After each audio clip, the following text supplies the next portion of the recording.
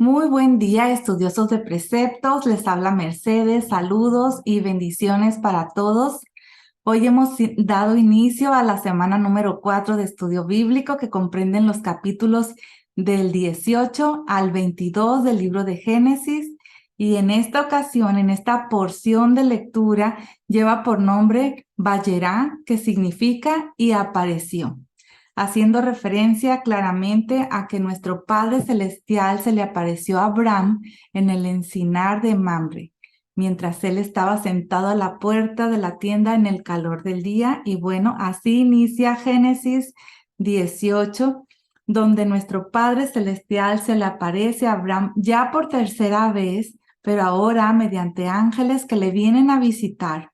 Abraham corre hacia ellos, se postra en la tierra en reconocimiento de aquel a quien ellos representan. Le pide que no pasen de largo y les prepara alimento, les lava los pies y les ofrece el mejor lugar para reposar. La escritura dice que vienen 3 hombres. Más adelante vemos que 2 de los 3 se alejan y van hacia Sodoma y uno de los 3 se queda con Abraham. En el capítulo 19, versículo 1, está escrito que llegaron 2 ángeles, dice 2 malachim, a Sodoma al caer la tarde. Pero aquí la palabra malach, en plural, malachim, significa simplemente mensajero, enviado, embajador. Por esto, a simple vista, cuando aparece esa palabra en hebreo, no se sabe si se está refiriendo a hombres en la tierra o a ángeles enviados del cielo. Sin embargo, el contexto deja ver claramente que se trata de una manifestación de seres celestiales. Y el ángel que se había quedado con nuestro padre Abraham y que luego también bajó a Sodoma representa al Padre de una manera especial, y por esto es que lleva el nombre del Padre Celestial, y lo vemos en diferentes versículos de este mismo capítulo. Por ejemplo, en el versículo 20, y bueno, en diferentes más, también en el versículo, en capítulo 19, versículo 27, etc. En Génesis 19, 24 también leemos que es el Señor el que hizo llover azufre y fuego sobre Sodoma y Gomorra de parte del Señor desde los cielos. Más adelante, en Génesis 18:8, podemos ver cómo Abraham ofrece tanto productos lácteos como cárnicos a estos 3 visitantes, y se pudiera malinterpretar que nuestro padre Abraham no estaba siguiendo las instrucciones de nuestro Padre Celestial, porque en Deuteronomio 14:21 está escrito este precepto de no cocer el cabrito en la leche de su madre. Pero nosotros sabemos que nuestro padre Abraham siempre guardó y obedeció las ordenanzas, mandamientos, estatutos y las leyes de nuestro Padre Celestial. Así que la palabra hebrea que se traduce como leyes es Torot, que es la forma plural de Torá, que significa instrucción. El Padre Celestial no cambia sus leyes, sus instrucciones de un día para otro, ni de una generación a otra, ni de un milenio a otro, etc. Porque sus leyes para los hombres siguen siendo las mismas mientras duren el cielo y la tierra, según lo que está escrito en Mateo 5:18. Así que estas instrucciones, estas leyes sobre lo que es apto para el consumo humano, también deberían de haber sido guardadas por nuestro padre Abraham. Así que existen diferentes opciones de interpretación sobre esto, y una de ellas es que Abraham ofreció 2 tipos de menú a los visitantes y ellos podían elegir entre comer productos lácteos o la carne, pero no ambos. Y otra opción de interpretación es que Abraham ofreció primero los productos lácteos y luego los cárnicos, y esta es una opción muy posible, ya que los productos lácteos normalmente no necesitan tiempo para ser preparados y para que pudieran empezar a comer mientras iban preparando la carne, que esto sí llevaba bastante tiempo. Más adelante vemos que los ángeles preguntan por Sara y uno de ellos da el anuncio del nacimiento de un hijo por medio de ella dentro del año próximo. Sara escucha el mensaje y se ríe pensando en el estado de su cuerpo. En hebreo, la palabra que se tradujo mi Señor en hebreo es Adoní, y es una manera muy respetuosa que usó Sara para llamar a su esposo, y esto también tenemos una referencia en Primera de Pedro 3:6, que yo te pido que le des pausa a este video y que puedas leerlo a detalle. Nuestro Padre Celestial pregunta por qué Sara se rió y añade, ¿hay algo demasiado difícil para el Padre Celestial? Y luego promete volver en el mismo tiempo señalado el año siguiente y entonces Sara tendrá un hijo. La palabra hebrea que fue traducida como tiempo señalado es la palabra moed, que tiene que ver con las convocatorias del Padre Celestial presentadas en Levítico 23. Así que en una de estas fiestas anuales tenía que nacer Isaac. Así que esto nos indica que fue tanto en el texto de 18:6 como lo vemos con Lot en el capítulo 19:3, nos indica que fue durante la fiesta de los panes sin levadura. Así que este es en el tiempo en el que Isaac tendría que nacer. En Génesis 18:15 vemos que Sara mintió diciendo que no se había reído y es corregida por el ángel. La razón fue que sentía temor. Más adelante, en Génesis 18:19, se nos dice que dice el Padre Celestial, y yo lo he escogido para que mande a sus hijos, hablando de Abraham, y a su casa después de él, que guarden el camino del Señor, haciendo justicia y juicio, para que el Señor cumpla en Abraham todo lo que él ha dicho acerca de él.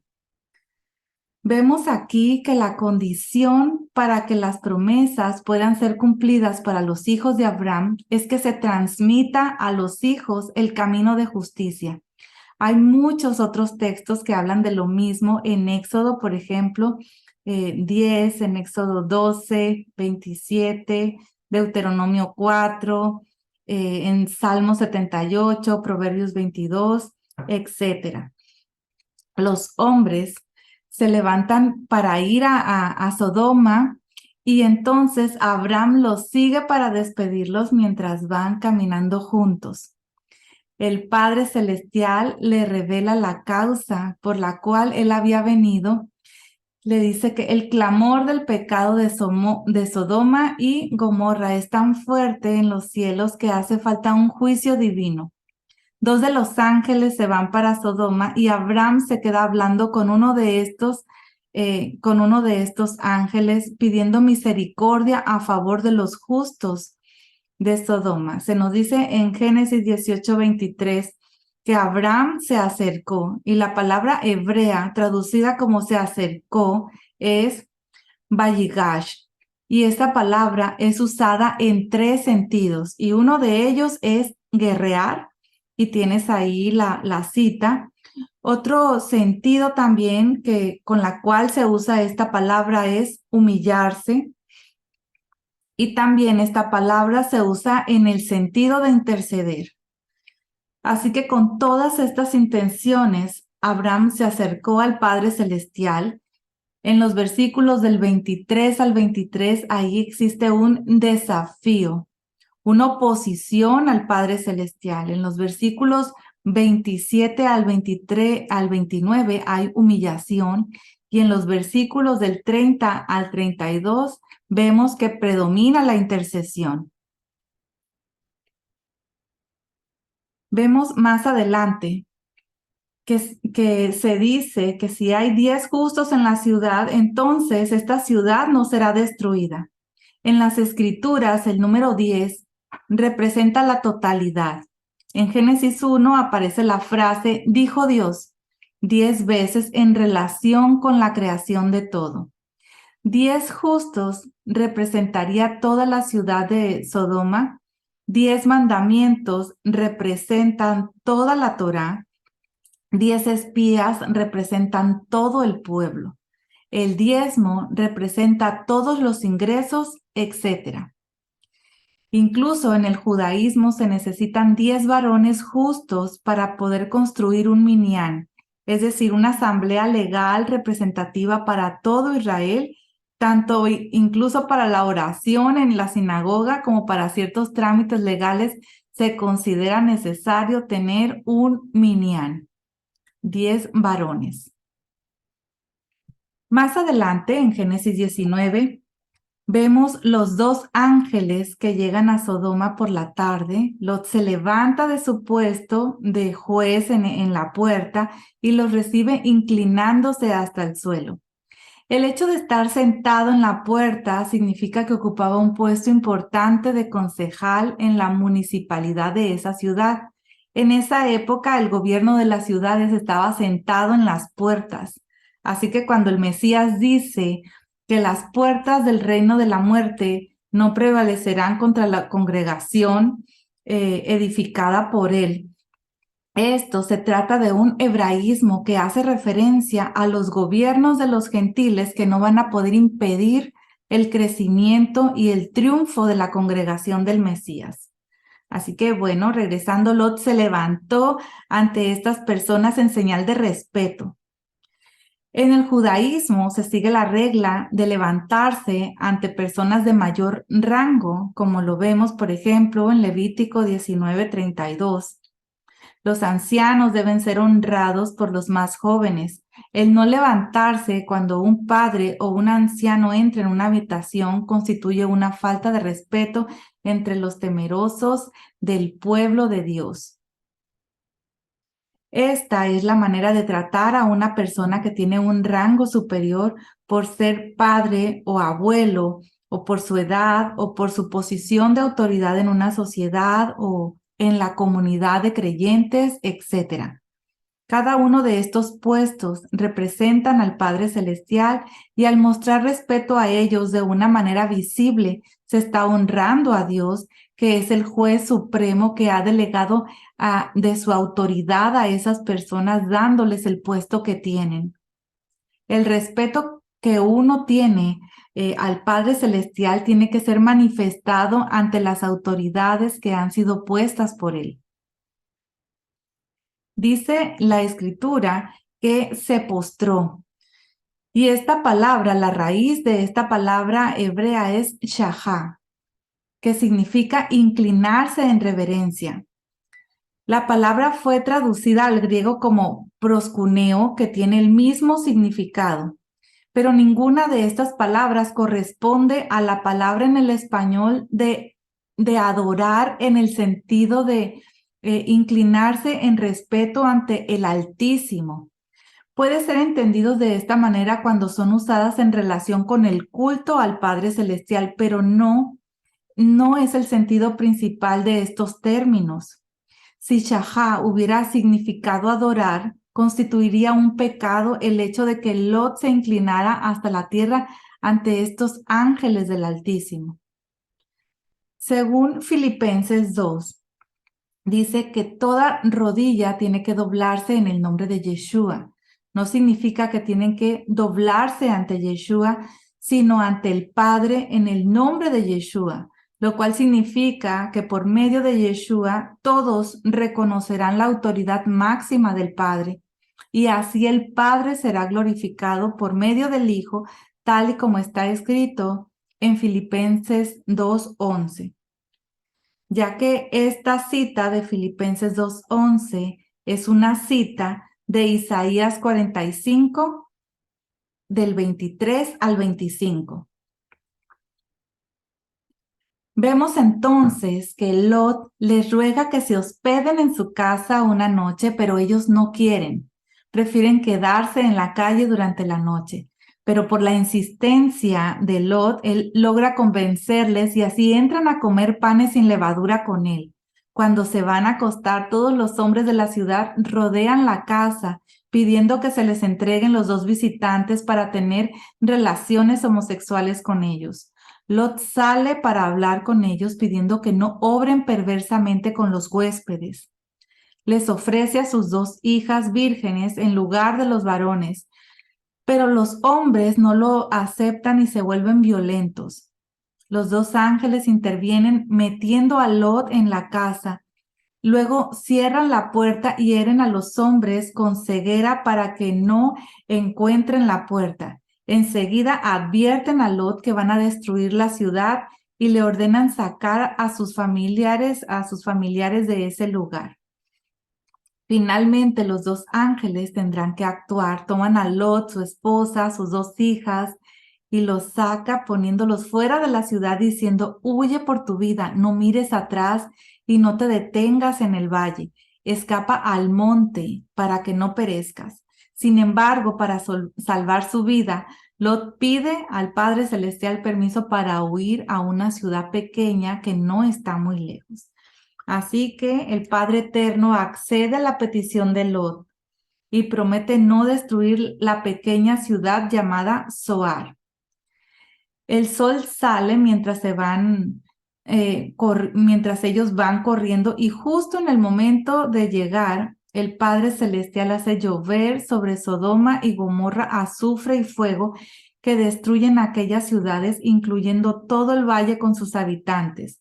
La mujer de Lot mira atrás y es convertida en una estatua de sal. El ángel había dicho claramente que no miraran hacia atrás para ver la destrucción de Sodoma y las demás ciudades del valle. Qué importante es hacer caso a los detalles de los mandamientos del Padre Celestial. Yeshua dijo que nos acordáramos de la mujer de Lot, así como lo vemos escrito en Lucas 17:32. Sin embargo, por otro lado, vemos que a Abraham se le dio el permiso de contemplar toda esta destrucción, ya que Abraham se ha levantado y se desplazó al lugar donde había estado delante del Padre Celestial por la tarde, el día anterior, y allí puede contemplar el humo de la destrucción de todo lo que hay en el valle. La Escritura presenta a Abraham como el que se levanta por la mañana para orar, a Isaac como el que ora por la tarde, vamos a ver más adelante en Génesis 24, y a Jacob como el que ora por la noche. Lo vamos a ver en Génesis 32. De esta manera hay 3 momentos para los sacrificios del templo, mañana, tarde y noche. En cada uno de estos sacrificios había oraciones. Así que la oración de Shaharit se le llama la oración de la mañana y se considera por la tradición que fue instituida por nuestro padre Abraham. La oración de Minjá, que es la oración de la tarde, se considera también que es instituido por Isaac, y la oración de Arbit, que es de la noche, se considera instituida por Jacob.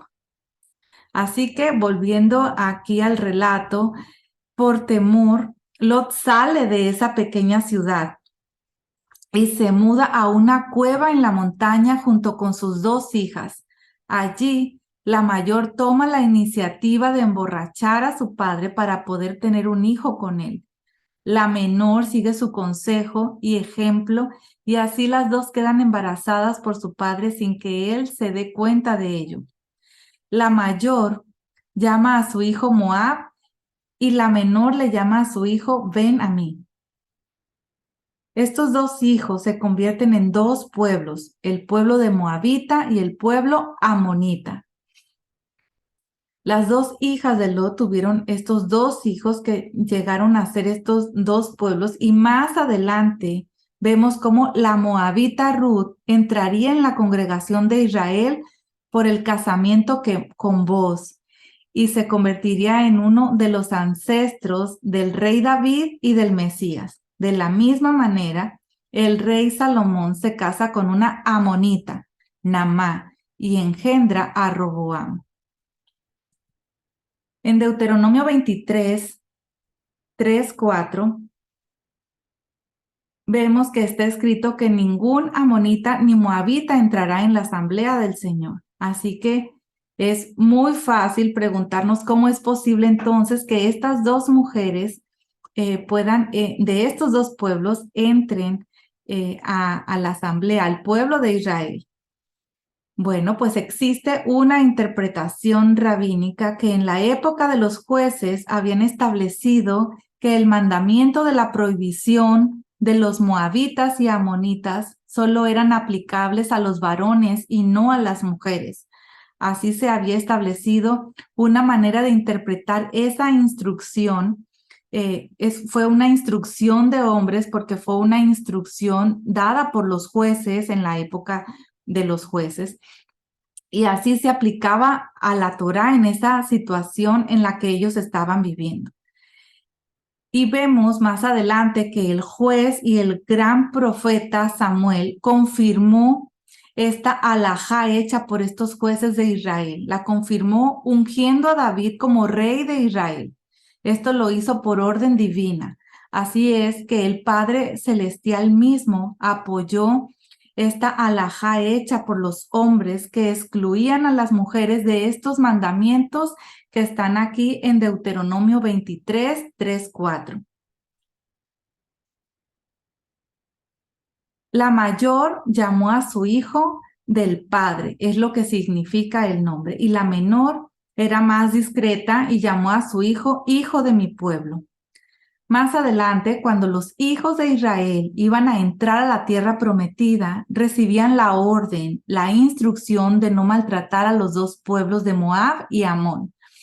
Sin embargo, hay una pequeña diferencia en el trato, según lo vemos en Deuteronomio 2 y Deuteronomio 2:9 y 2:19, que uno dice, no molestes a Moab ni los provoques a la guerra.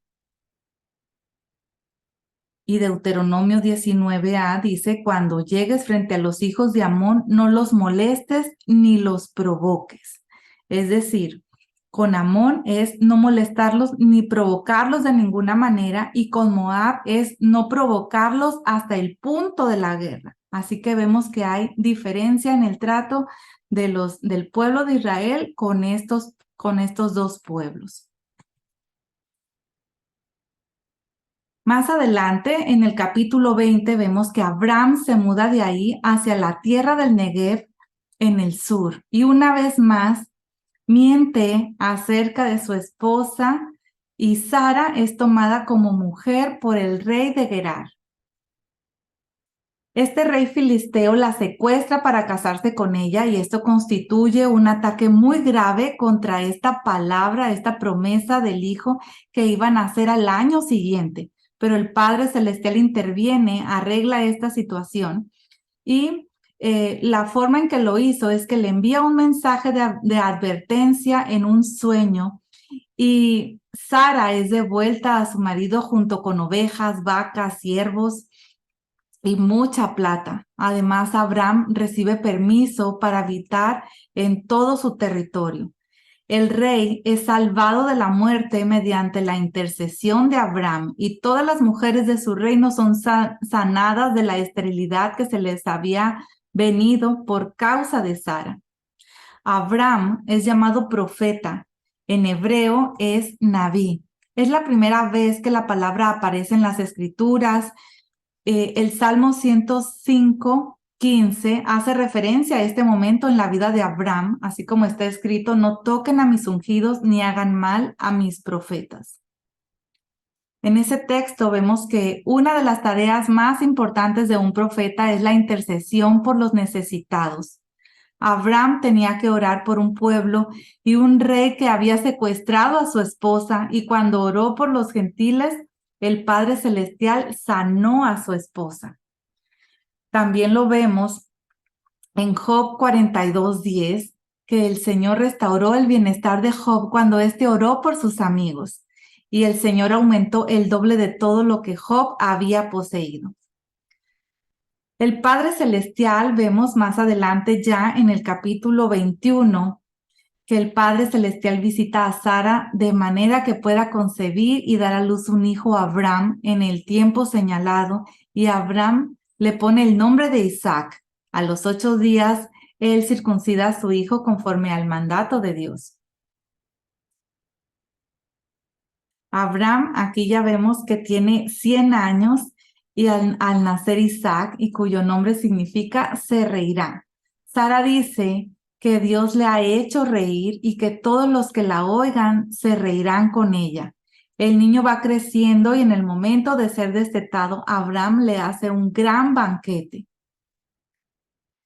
Pero en lugar de desarrollar amor entre hermanos, empezó a despreciar al pequeño e incluso perseguirlo, hablando precisamente del hijo de Agar, de Ismael.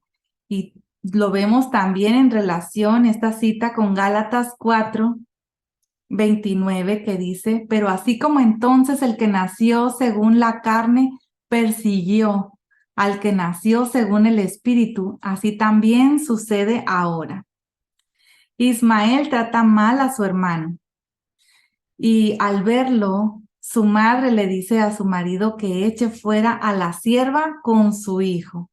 Así que vemos que esta palabra que dio Sara para que Abraham la considerara, esta palabra no fue inspirada por una inclinación maligna de Sara, sino que fue inspirada por el Ruach HaKodesh, el espíritu profético, porque el Padre Celestial luego confirma a Abraham que tiene que prestar atención a todo lo que la voz de Sara le había dicho. Al principio Abraham no quiere, pero Dios le dice que tiene que escuchar la voz de Sara. La descendencia será llamada por Isaac. Sin embargo, Ismael también será una nación grande por ser descendiente de Abraham. En el hebreo no está escrito que Abraham solamente tiene que escuchar a Sara, sino la voz de Sara. En hebreo es usada la palabra kol, que significa voz. En este caso no fue cualquier voz, sino una voz profética. Ismael no va a heredar juntamente con Isaac y por Isaac será llamada la descendencia de Abraham. Así que, pues Abraham entrega la provisión a su esposa Agar y la despide junto con su hijo. Cuando se van por el desierto de Berseba, el agua se acaba y ella deja a su hijo adolescente debajo de un arbusto y se va lejos para no verlo morir.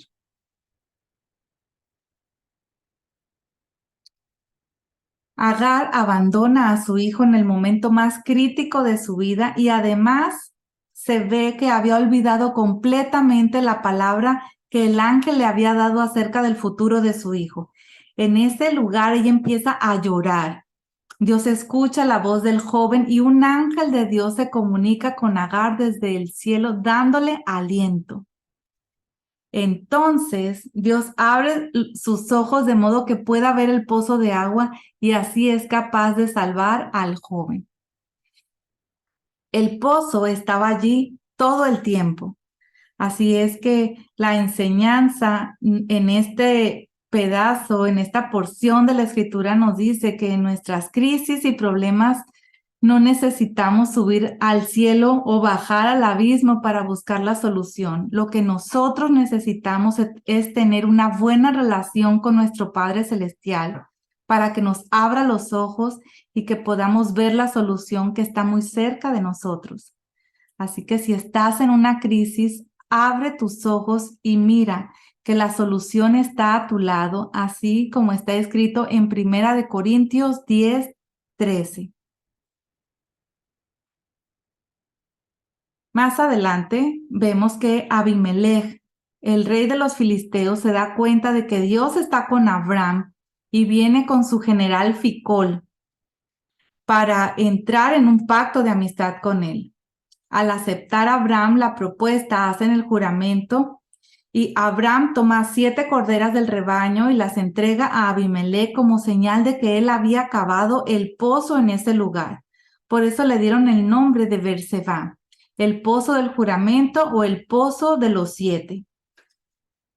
La escritura menciona ese lugar primero como Beer-Shabá y más adelante como Beer-Sheba. Ber significa pozo. Shabá viene de Shebuá, que es juramento, y Sheba significa 7. La raíz de Shabá y Sheba es la misma, así que Beersheba puede ser entendido como pozo del juramento o pozo de los 7. Después Abraham vemos que planta un huerto en Beersheba y ahí invoca el nombre del Eterno. El significado de la palabra Eshel, traducida como tamarisco, también se traduce como huerto, también se traduce como bosque o arboleda. También se dice en este versículo, el Dios eterno. En hebreo es el Olam y él significa poderoso y Olam tiene varios significados: larga duración, eternidad, siempre, futuro, tiempo indefinido, mundo. También significa universo. Así es que vemos más adelante en Génesis 21:34 que Dios prueba a Abraham pidiéndole que sacrifique a su único hijo sobre un altar en la tierra de Moriah. Aconteció, dice en Génesis 22:1, que después de estas cosas Dios probó a Abraham y le dijo a Abraham, y él respondió, aquí estoy. Fue Dios quien probó a Abraham según su atributo de justicia, por eso usa el nombre de Elohim aquí en esta cita. Esta es la última y la definitiva prueba para perfeccionar la fe de nuestro padre Abraham, como está escrito también en Santiago 2:22. Ya ves que la fe actuaba juntamente con sus obras y como resultado de las obras la fe fue perfeccionada. Así que la fe de Abraham fue perfeccionada por medio de esta prueba en el sentido de llegar a su máximo potencial. Después de esta prueba, la confianza de Abraham llegó a un nivel que no necesitaba más pruebas. La palabra hebrea para prueba también significa tentación. Aunque la misma palabra es usada para los dos significados, hay una gran diferencia entre una cosa y otra. El propósito detrás del acto determina si es una prueba o es una tentación.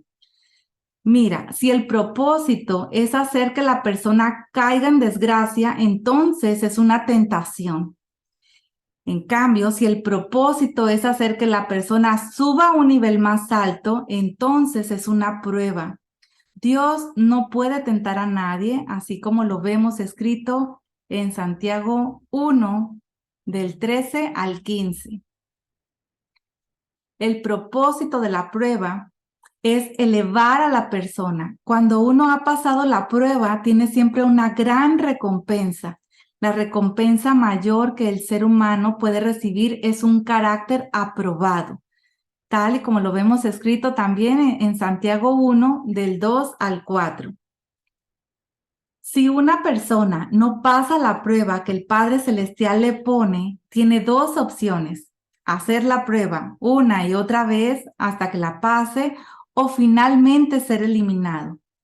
Lo que pasó con la mayoría de los hijos de Israel que salieron de Egipto fue que no aprobaron esta misma prueba 10 veces. Lo vemos en Números 14:22. Y por eso no pudieron subir al nivel superior que el Padre Celestial había preparado para ellos en la tierra prometida.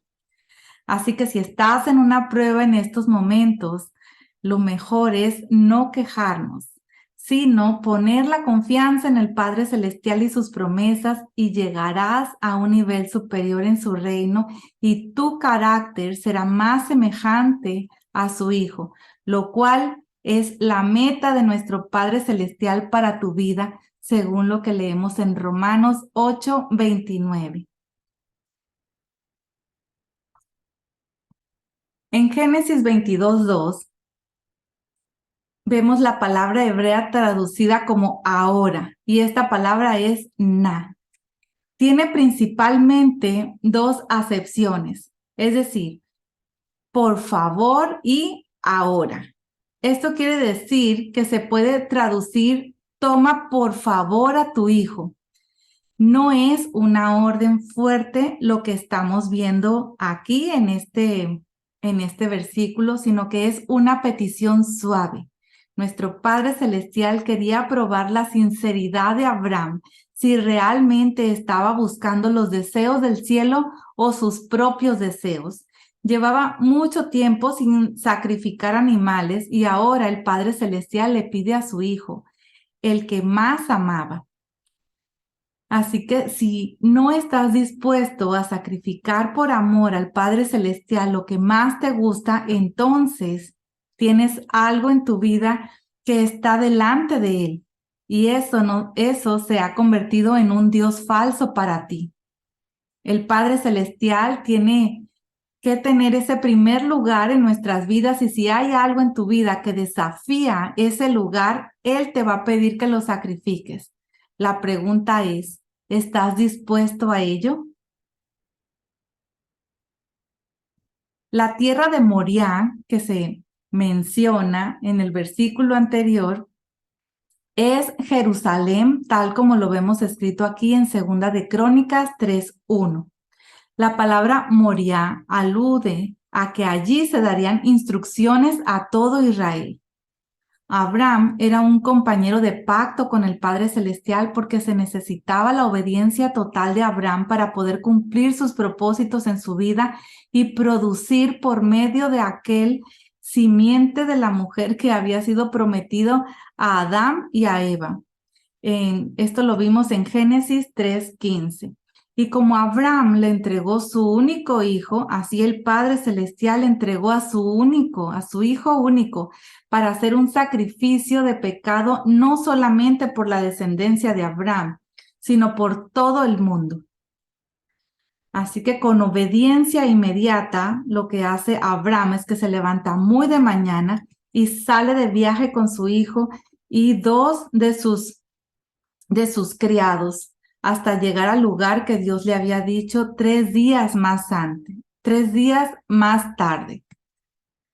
La obediencia por amor de Abraham le hizo madrugar para así cumplir los deseos de su Señor con diligencia.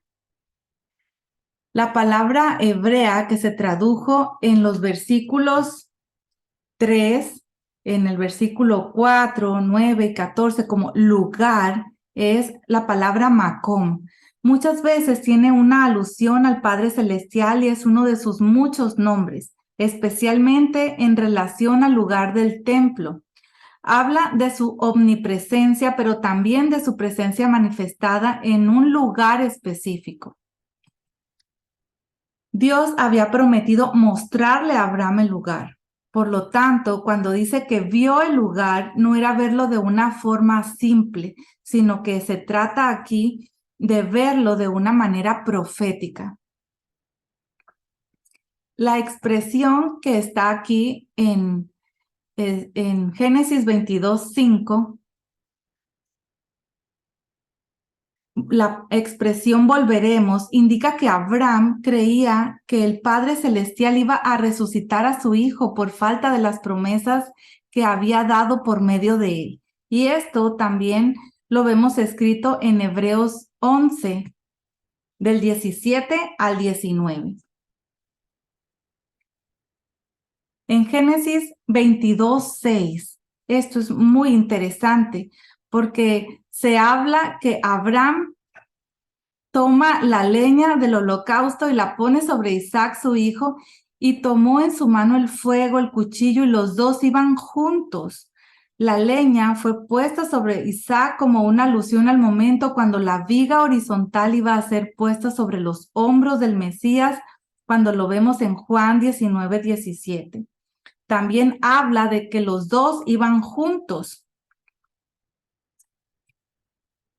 Aquí en este versículo de Génesis 22:6. Y bueno, lo vemos que se repite 2 veces esa expresión, aquí y en el versículo 8. Y esto nos indica 2 cosas. Primero, que Isaac estaba totalmente unido a su padre en propósito y en pensamiento. No era un niño.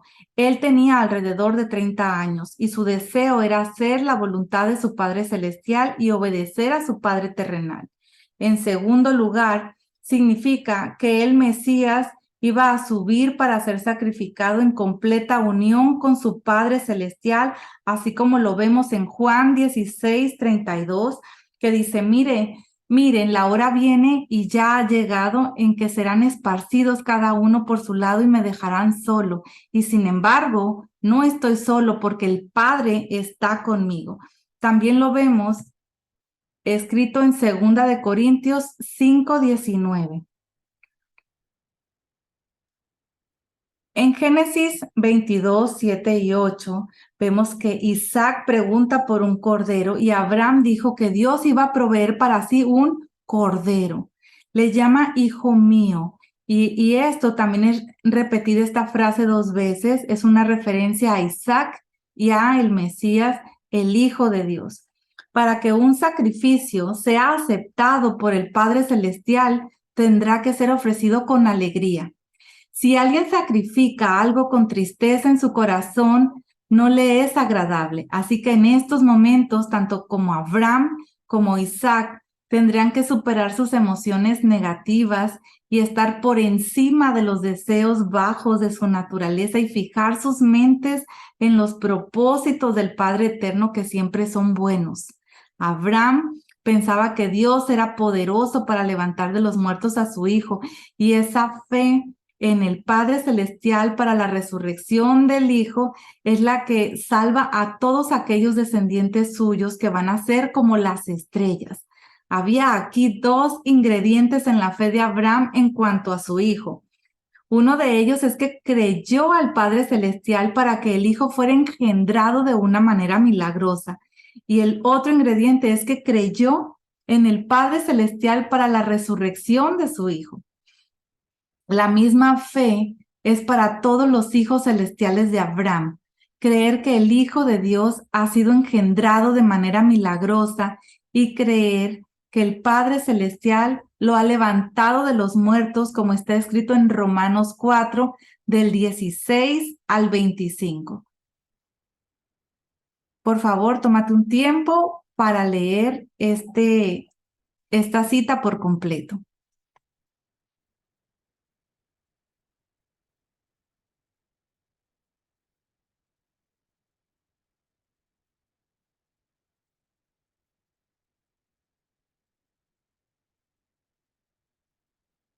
Vemos más adelante en Génesis 22:9, el cordero que Abraham dijo que el Padre Celestial iba a proveer, hace alusión a este cordero de Pesaj, el sacrificio de la Pascua. Y los machos cabríos que se encuentran en el relato de Jacob hacen alusión a los 2 machos cabríos que se usan en Yom Kippur, el día de la expiación, para cubrir y quitar los pecados del pueblo de todo el año. Así que aquí hay una relación entre Pesaj y Yom Kippur. De la misma manera encontramos este mensaje escrito en Juan 1:29, que dice, al día siguiente Juan vio a Jesús que venía hacia él y dijo, aquí está el Cordero de Dios que quita el pecado del mundo. Con la muerte del Mesías se cumplió la profecía del Cordero de Pesaj, que libera de la muerte a los primogénitos de Egipto. Los primogénitos representan a todo el pueblo y también se cumple la profecía de los machos cabríos, que son los que quitan el pecado de Israel en Yom Kippur.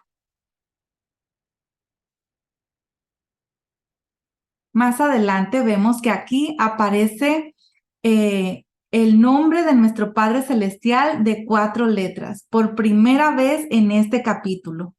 Ese nombre representa la misericordia del Padre Celestial, como hemos visto, Yud-Hei Vav-Hei. Abraham había recibido la solicitud de sacrificar a su hijo por Dios, pero este Dios de justicia recibió esta instrucción de parte de Elohim, el atributo de justicia. La justicia de Dios exige que haya un sacrificio humano para salvar al pecador que se arrepiente. Alguien tiene que morir en su lugar. La paga del pecado es la muerte, y si el pecador se arrepiente, la justicia del Altísimo exige que alguien pague en su lugar. Si no hay un sustituto, no hay una base justa para el perdón. Esto lo vemos también en Romanos 3, 24 al 26. La muerte de Yeshua es la única base totalmente justa sobre la cual el Padre Celestial puede perdonar al pecador que se arrepiente de sus pecados. Ahora, el Altísimo se manifiesta con su atributo de misericordia diciendo a Abraham que no sacrifique a su hijo. En su corazón, Abraham ya lo había hecho y de una manera simbólica volvió a la vida. En Génesis 22:13 vemos que un carnero, no un cordero, ¿verdad? Isaac y Abraham habían solicitado un cordero, pero el Padre Celestial no proveyó un cordero, sino un carnero fue lo que le ofreció.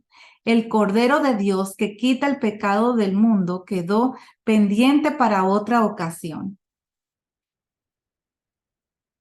Lo ofreció una ofrenda de ascensión en el lugar de su hijo. Abraham fue lo que hizo, ofreció este carnero en lugar de su hijo, lo cual es una alusión al sacrificio sustituto del Mesías, Yeshua, en lugar de muchos, como está escrito en Mateo 20:28.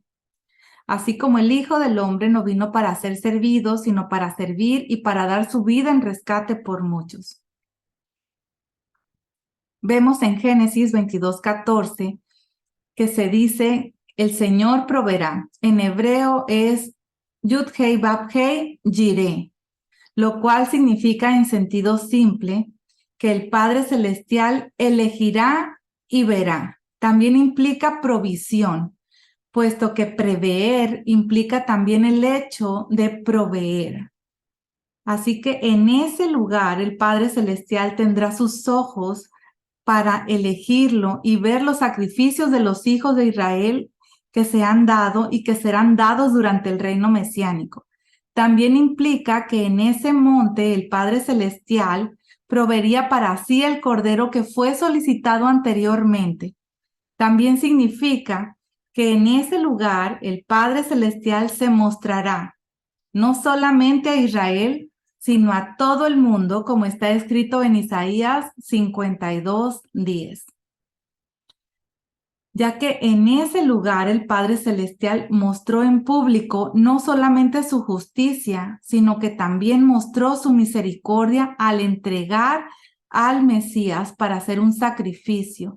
Y en ese mismo lugar mostrará otra vez su justicia al juzgar a las naciones que se reúnan en la última guerra contra Israel y su misericordia al salvar a los que ansiosamente esperan en él por medio de su Mesías. En Génesis 22:16 vemos que le dijo, por mí mismo he jurado, declara el Señor, que por cuanto has hecho esto y no me has rehusado a tu hijo, tu único. Tu hijo, tu único. 3 veces aparece la misma expresión en este capítulo, el versículo 2, el 12 y el 16, y esto alude al único Hijo de Dios que es Yeshua. En el versículo 19 se dice, entonces Abraham volvió a sus criados. Y entonces la pregunta aquí, ¿dónde está Isaac? Él desaparece aquí en esta escena, en este relato de las Escrituras, y no aparece de nuevo hasta que su novia esté lista, Rebeca. De la misma manera, Yeshua fue escondido del mundo después de su muerte y resurrección, y no será visto hasta que su novia esté lista, sin mancha, ni arruga, ni cosa semejante, lista para las bodas del Cordero. Luego, llama el ángel por segunda vez desde el cielo, ampliando la promesa anterior de muchísima bendición y sobreabundancia de descendencia por haber sido obediente. Todas las naciones de la tierra serán bendecidas por medio de su descendencia. Luego vuelven a Berseba y habitan allí un tiempo, y ahí llegan las noticias a oídos de Abraham de que su hermano Nacor había tenido 8 hijos y una nieta, y esta nieta es Rebeca.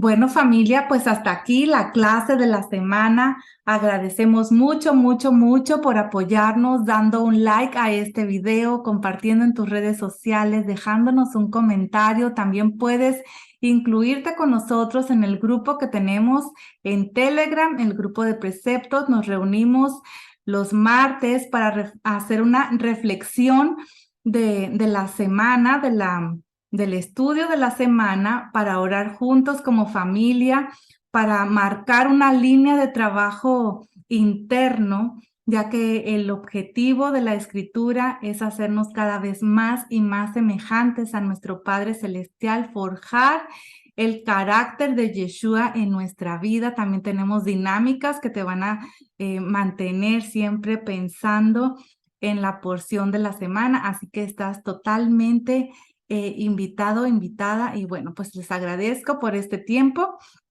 Les envío a todos saludos, besos y bendiciones. Que el Señor les bendiga. Abrazos grandes para todos. Bye bye.